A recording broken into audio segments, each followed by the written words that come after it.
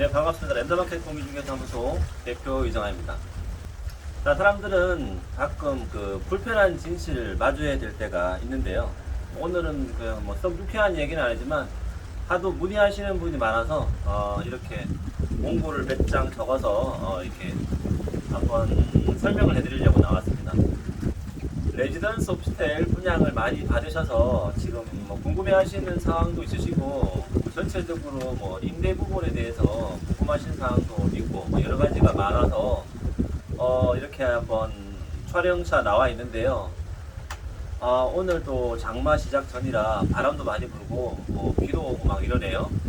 그래도 차일피일 미루다가 오늘 그래도 나왔는데 소리가 너무 좀 시끄럽더라도 양해해 주시고 들어주시길 바라겠습니다. 자, 이제 레지던스 오피스텔을 제가 이제 하늘도시에서 저기 제일 먼저 들어와가지고 매매도 하면서 임대도 맞추면서 이제 이렇게 거의 한 2년이 넘게 지났는데요. 여러 가지 제가 느꼈던 거라든지 하여튼 종합을 해서 설명을 드릴게요.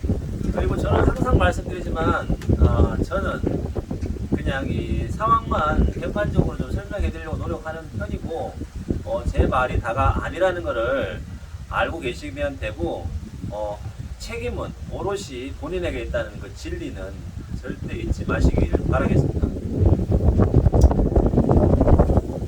자, 오늘은 이제 세 가지 정도 분류를 나눠가지고 설명을 해드릴 건데, 첫 번째는 오피스텔 임대 그나마 빨리 빼는 법, 두 번째는 오피스텔 매매, 그리고 세 번째는 오피스텔 그 향후 전망에 대해서 설명을 드릴 겁니다. 자, 첫 번째 오피스텔 그나마 빨리 뺄 수 있는 방법 알려드리겠습니다. 자, 같은 면적에 같은 임대료이면 깨끗한 방이 먼저 나갑니다. 자, 임대인께서 신경을 써서 청소도 해놓고 아기자기하게 인테리어 소품도 하나씩 추가해놓고 솔직히 돈은 얼마 안 들거든요.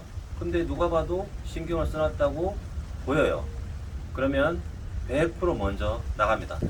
자, 대부분 영종도가 이제 멀다고 이제 한 번도 안 오신 분도 계시고 어떤 분들은 투자에 실패했다. 그래서 쳐다보기 싫다. 이렇게 해서 안 오는 분도 상당히 계신데요. 그래도 그 임차인들을 생각하신다면 적어도 한 번은 오셔가지고 안 그러면 멀다 그러면은 청소업체에 맡기시는지 청소는 될 수 있으면 깔끔하게 해놓는 게 임대 놓는데 상당히 유리합니다. 자, 그리고 층이 높아서 나는 임대료를 좀 더 받아야 돼. 나는 조망이 더 좋기 때문에 그래도 내가 먼저 나가지 않을까? 이렇게 생각하시는 분들이 상당히 있는데 일반적으로는 맞지만 제가 임대를 나와본 바로는 그렇지는 않더라고요. 나이 드신 분들도 상당히 오시고요. 그리고 높은 곳을 싫어하시는 분도 상당히 많이 계세요. 그래서 높다고 해서 임대료를 좀 과하게 책정하시는 분들은 제가 볼 때 좀 재고를 해봐야 되지 않을까 싶은 생각이 듭니다. 자, 그러면 이제 면적도 청소 상태도 똑같다면 임대료가 낮은 게 무조건 더 빨리 나가겠죠. 이거는 당연한 말이니까 패스하겠습니다. 그리고 면적도 같고 임대료도 같고 청소 상태도 같을 때 이때가 제일 문제거든요. 자, 이럴 경우에는 통상적으로 하나를 놓치고 계신 것 같아요. 임대인분들께서 대부분은 임대료를 깎아주겠다고 하시는데 차라리 중개수수료를 더 준다고 하세요. 무슨 말이냐면은 중개수수료를 더 준다고 할 때도 어떻게 하냐면 중개수수료 많이 줄게요. 좀 해주세요. 이렇게 말씀하시는 거는 그냥 빨리 빼주세요 말하는 건 똑같거든요. 이렇게 하지 마시고 임대료가 예를 들어서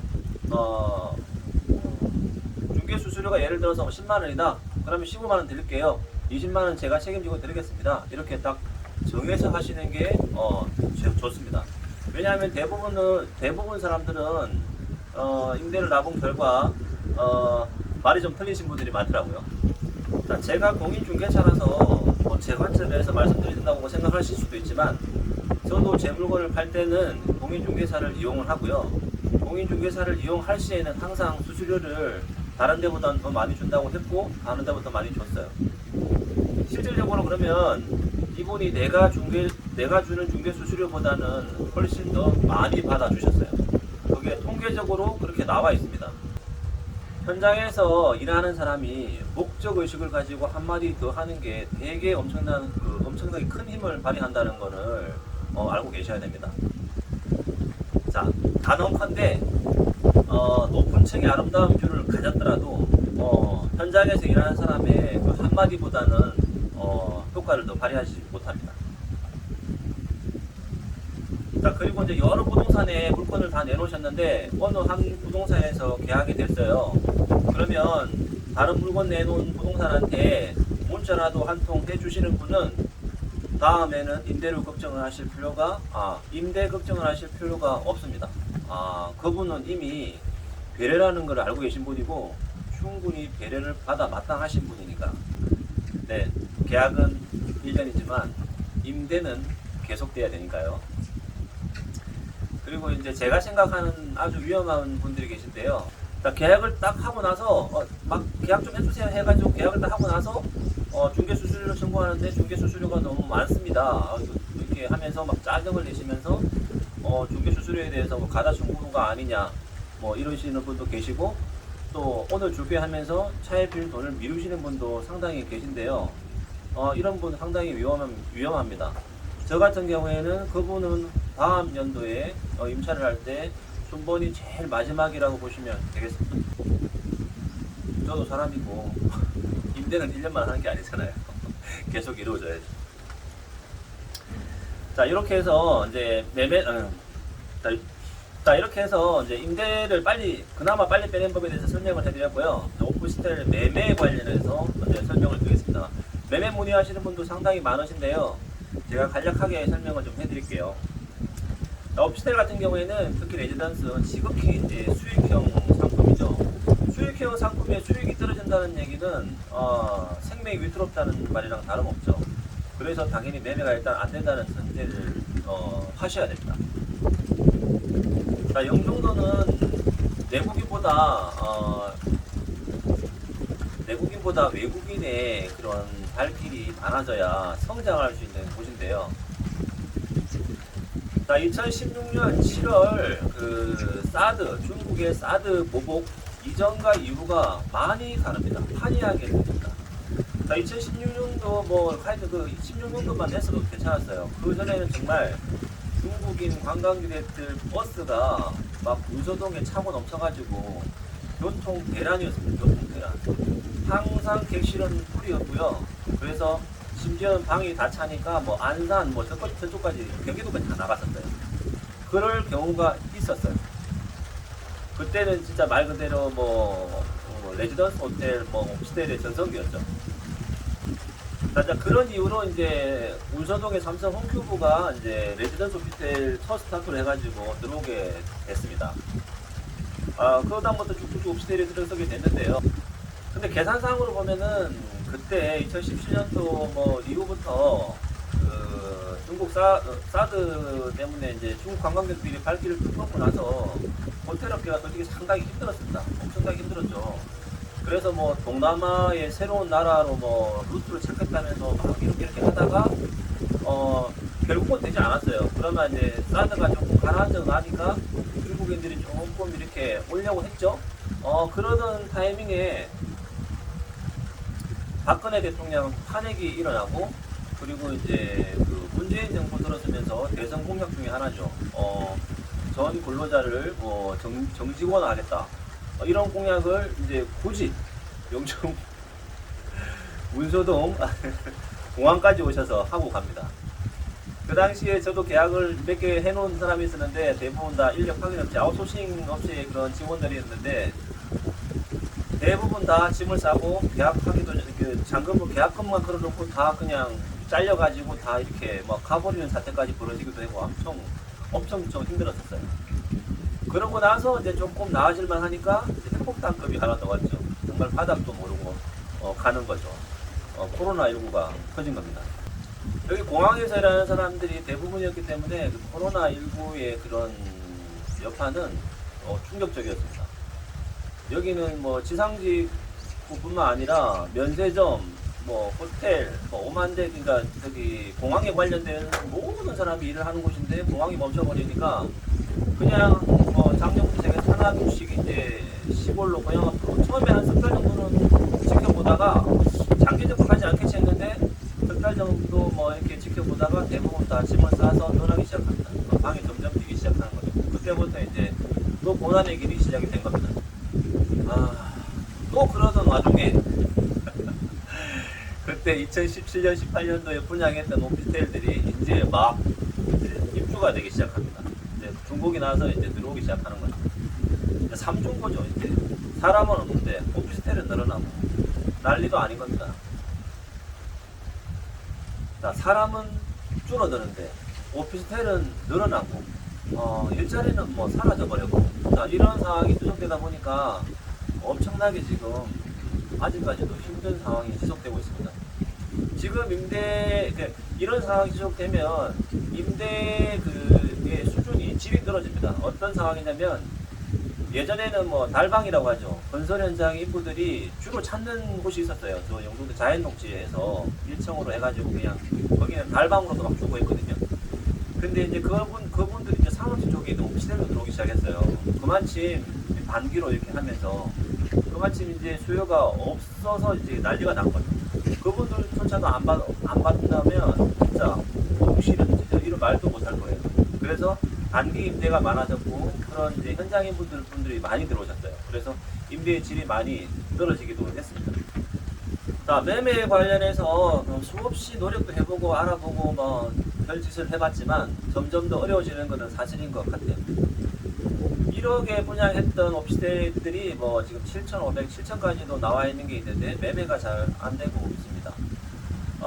보통 통상의 경우는 한 2, 3천을 들고 그냥 오피스텔 한 7, 8천짜리를 하나 사서 어차피 임대료를 내니까 이자 비용이 더 싸니까 하나 갖고 가야지, 이런 분들이 많은데 대출이 안 됩니다. 그 대출이 왜 안 되는지는 뭐 은행에서는 더 잘 알겠지만 대출이 안 되니까 매매 진행이 전혀 안 됩니다. 신규로 분양을 하는 그런 오피스텔 같은 경우에는 그냥 그 감정가를 높게 잡나 봅니다. 높게 잡아가지고 뭐 어차피 신규니까 옛날에 빌라 팔 때처럼 그렇게 좀 감정가를 높게 잡아가지고 대출을 풀로 뽑는데 한 이게 2년 정도 돌아가니까 감정가가 이제 안 나오는 거죠. 그래서 은행에서도 이금융에서도 대출이 안 된다고 하니까 실은 너무 답답한 그런 상황이 아닐 수가 없어요. 그래서 임대를 하고 싶어도 진행을 못 시켜드리는 경우가 아주 진작에 많았어요. 대신에 현찰 가지고 오시는 분들한테는 지금 팔기는 했습니다. 하지만 그런 사람이 몇이나 되겠어요. 자, 여기서 이제 팁으로 하나 드리면 역발상의 원리인데요. 이제 누구나 이렇게 다 힘들다고 할 때 만약에 돈을 가지신 분들이 있다면 하나 사시는 것도 저는 나쁘지 않다고 생각합니다. 오피스텔은 수익형 상품입니다.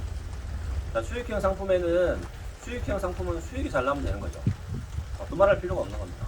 1억 4천, 1억 5천에 분양 받았던 거랑 7,500에 이제 매매했던 거랑 분양 임대료를 놓고 정산을 한다 보면 임대료를 놓고 수익 계산해 보면 누가 바보도 알 수 있는 거죠. 싸게 산 게 무조건 이기게 되겠습니다. 그리고 임대료를 서두에도 말씀드렸지만 임대가 잘 나가는 조건 중에 제일 먼저가 낮은 임대료가 있었거든요. 반값 주고 사는 오피스텔들은 그 반값만 주고도 충분히 임대료가 나오니까 성장이 있다고 보는 겁니다. 그래서 물론 이제 그 오피스텔 갖고 계시는 분들한테는 좀 뭐 답답하신 소리지만 혹시라도 싸게 나온 게 있으면은 수중에 돈이 있다면 하나 구입하셔도 괜찮습니다. 하지만 하지만 오피스텔이 팔리지 않는다면 어쩔 수 없죠. 그러면 어떻게 해요? 버텨야 됩니다. 아주 납작하게 엎드려서 버티고 있어야 돼요. 그래야 살 수 있습니다. 영종도를 제가 오랫동안 지켜보니까 항상 이게 있어요. 파도가 있는데 지금 힘들다고 해서 대충해서 처분하면 항상 나중에는 후회를 하시더라고요. 그래서 오피스텔 지금 대부분 사람들이 안 좋다 할 때 그래도 믿음을 가지고 기다리세요. 그러면 회복하는 시점이 반드시 올 겁니다. 그때까지 장기적으로 보고 버틴다 생각하시고 버티십시오. 그러면 나중에 웃는 사람은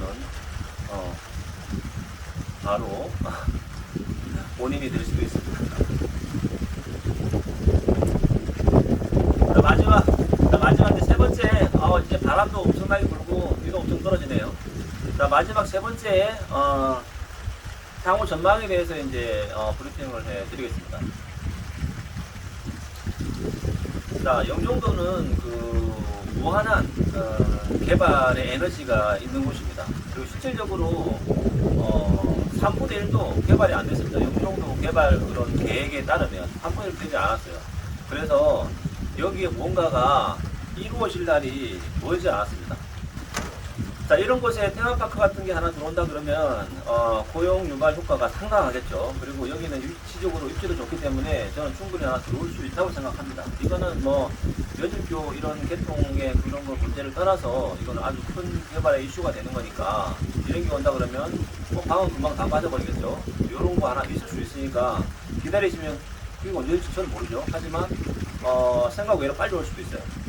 자, 이제 그 제3여중교 관련해서 여중교는 착공식이 이제 있었습니다. 작년에 있었고 올해 있었나? 하여튼 착공식이 있었고 올해 착공해서 2025년도 말에 완공하는 걸로 이렇게 발표가 이미 나 있는데요.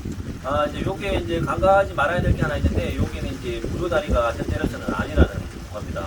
자, 이게 인천대교하고 영종대교의 그 손실 보전 문제로 인해 가지고 당분간 인천시에서 요금을 징수한다고 합니다. 대신에 이제 영종 주민이랑 청라 주민은 임대를 받지 않는데 외부에서는 아마 좀 받지 않을까 싶어요. 저는 이게 참 못마땅하고 참 이해가 안 되는 부분이 사업비 뭐 5천억 원이 이미 여기 개발 당시에 영종 청라 주민들한테 뭐 받아가지고 조성을 해놓은 게 있는데 그게 10년이 넘어가잖아요. 이자가 대체 얼마입니까? 근데 요번에 뭐 발표한 게 6,500억인가? 뭐 그래가지고 뭐 공사를 뭐 한다고 이렇게 하는데요. 자, 인천대교랑 영종대교 그 다리 공사를 할 때 얼마나 수익성 계산을 엉터리로 뻥튀기로 해서 풀려놨으면은 아직까지도 이 많은 돈을 꾸준히 부담하면서 계속 내야 되는지 이해할 수 없습니다. 자, 이 다리를 넘어가면은 저기 청라 옆에 가정동, 신현동, 가자동, 성남동 뭐 그리고 부평까지 그쪽에는 일부 제외를 하고 아직도 주거 현관이 상당히 열악합니다. 상당히 열악해요. 주차하기도 힘들 뿐더러 주택 상태도 상당히 좋지 않거든요. 일부 재개발한 데를 빼면.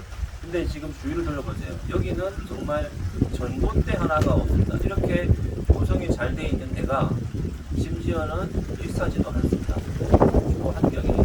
그러면 그분들이 이쪽으로 들어오실 거라고 저는 100% 장담합니다. 그렇기 때문에 제3전용교는 영종대교랑 다르게 엄청난 시너지가 있는 거는 확실한 것 같고요. 그리고 만약에 이제 그 금액의 문제인데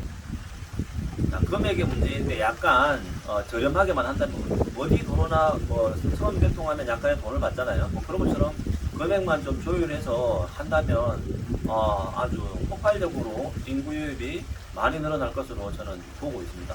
그러면 얼마 정도 기다려야죠? 5년 정도 기다리셔야죠.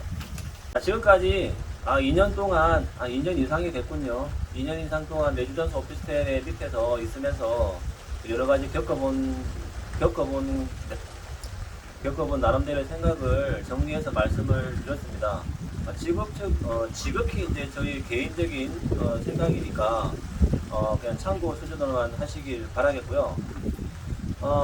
아까 말씀드렸지만 참고 이기는 자가 나중에는 언젠가 웃게 되어 있습니다.